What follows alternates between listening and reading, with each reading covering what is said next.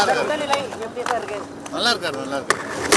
Sir எப்போது வீடு திரும்ப சார் சிஎம்? இன்னும் 2 நாள்ல 2-3 நாள்ல வீடு போயிடுவார். Okay okay. நல்லா இருக்காரு, உடல்நிலை எப்படி இருக்கு? நல்லா இருக்காரு. உடல்நிலை எப்படி சார் இருக்கு?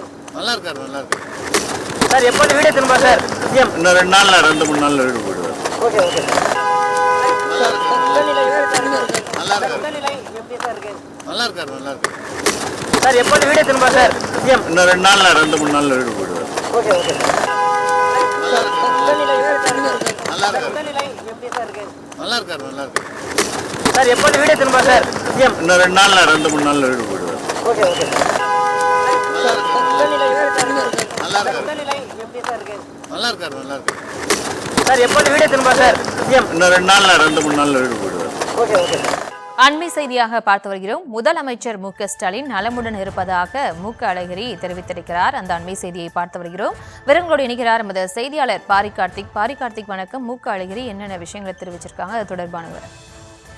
வணக்கம். தமிழ்நாடு முதலமைச்சர் திரு மு.க. ஸ்டாலின் அவர்கள் தற்போது அப்போலோ மருத்துவமனையில் உடல்நலை குறைவின் காரணமாக அனுமதிக்கப்பட்டிருக்கிறார்.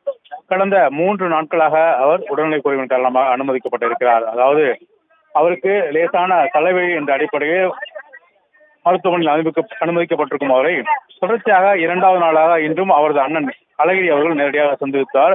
அப்போது செய்தியாளர்களிடம் பேசும் பொழுது முதலமைச்சர் நலனுடன் இருப்பதாகவும் இன்னும் 2-3 நாட்களில் அவர் வீடு திரும்புவார் என்றும் தற்போது தெரிவித்திருக்கிறார்.